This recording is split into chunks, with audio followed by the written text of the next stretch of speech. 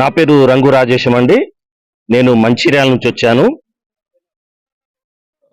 అక్కడ నేను సామాజిక న్యాయ వేదిక కన్వీనర్గా వ్యవహరిస్తున్నాను.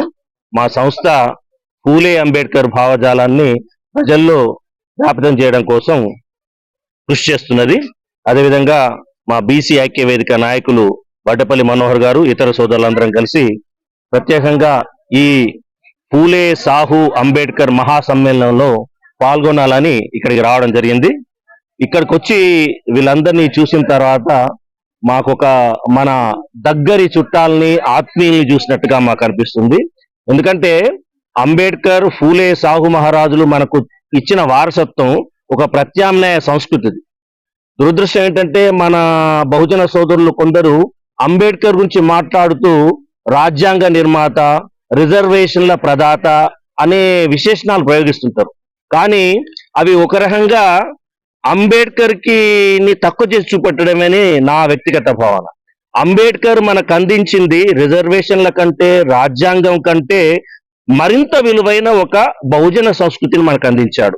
బౌద్ధ సంస్కృతి యాక్చువల్ గా మనందరం కూడా, ఈ దేశపు బహుజనులందరూ కూడా, ఈ దేశపు మూలవాసులందరూ కూడా మౌలికంగా మూలంలో తొలినాట బౌద్ధులుగా ఉన్నారు.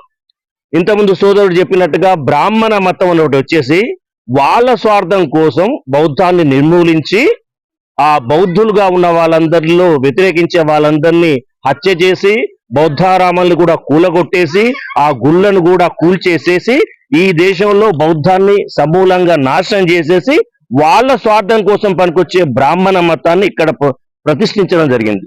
ఇప్పుడు ఈ రోజు హిందూ మతంగా చెప్పుకుంటున్నది మౌలికంగా బ్రాహ్మణ మతం మాత్రమే. ఎందుకంటే ఆ మతంలో తరతమ భేదాలు ఉంటవి.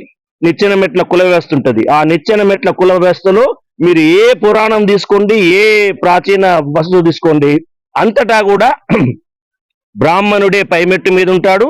మిగతా 90% మెజార్టీ వర్గాల వారు నిమ్న స్థాయిలో, కింది స్థాయిలో ఉంటారు. కాబట్టి ఇది బ్రాహ్మణ మతం తప్ప మరొకటి కాదు అని చెప్పడానికి ఇంత మించిన తార్కాణం లేదు. ఇలాంటి మహాసమ్మేళనాలు మన గతించిపోయిన గత సంస్కృతిని మళ్ళీ పునఃప్రతిష్ఠ చేసి ఒక మంచి ప్రయత్నంగా దీన్ని మనం స్వీకరించాలి. ఈరోజు అంబేద్కర్, పూలే సాహు మహారాజు వారసులుగా ఉన్న వాళ్ళందరం కూడా బీసీలైనా, ఎస్సీలైనా, ఎస్టీలైనా, మైనారిటీలో ఉన్నటువంటి ఒకనాటి బౌద్ధులైనా సరే వీళ్ళందరం కూడా ఈ దేశపు మూలవాసులం. ఈ దేశపు బౌద్ధ సంస్కృతి మనది. ఆ ప్రత్యామ్నాయ సంస్కృతిని, ఆ బహుజన సంస్కృతిని మళ్ళీ పునఃప్రతిష్ఠించాలనేది మన ఆశయంగా ఉండాలి. ఆ ఆశయ సాధన కోసం ఇలాంటి పూలే సాహు అంబేద్కర్ మహాసమ్మేళనాలు చాలా ఉపయోగపడుతుంది. ఇక్కడ చూస్తున్న సోదరులని, సోదరిమణులందరినీ చూస్తుంటే కూడా ఆ బహుజన సంస్కృతికి ప్రతినిధులుగా నాకు కనబడుతున్నారు. ఇది మనకు కావాల్సింది. అంబేద్కర్ ని మన ఆర్థిక ప్రయోజనాలు ఇచ్చిన ఒక బెనిఫాక్టర్ గా చూడకుండా మనకు ఒక ప్రత్యామ్నాయ సంస్కృతిని అందించిన జీవన ప్రదాతగా మనం చూడాలి. ఆ బౌద్ధ సంస్కృతిని పునఃస్థాపితం చేయాలి. ఆ బౌద్ధ సంస్కృతిలోనే మన సమాన హక్కులు దక్కుతాయి. మన బీసీల వెనుకబాటుతనం పోతుంది, మన ఎస్సీలకు ఉన్నటువంటి నిమ్నవర్గ స్థాయి పోతుంది. మళ్ళీ బౌద్ధంలో ఎలానైతే మనుషులందరూ సమానులుగా బతికారు, మనుషులందరూ ఒక విజ్ఞానంతో మెలిగారు, ఆ ఒక సమసమాజం అనేది, ఒక సోషలిస్ట్ వ్యవస్థ అనేది బౌద్ధం ద్వారానే జరుగుతుంది. నిజానికి బౌద్ధం గురించి మనకు ఎవరినైనా చెప్తారు, బౌద్ధంలో పౌరోహిత్యం లేదు, బౌద్ధంలో దేవుడు లేడు, బౌద్ధంలో స్వర్గం నరకం లేదు. బౌద్ధంలో ఉన్నదంతా శుద్ధ మానవత్వం మాత్రమే.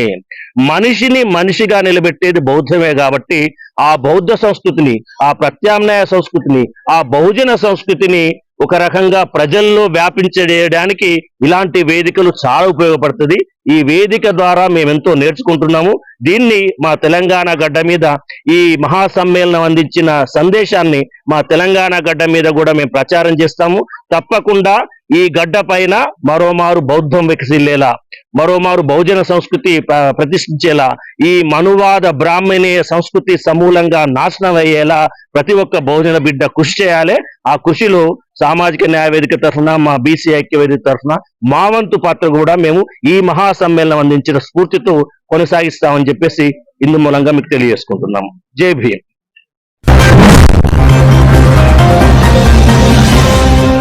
ముందు మా ఛానల్ ని సబ్స్క్రైబ్ చేయడం మర్చిపోకండి.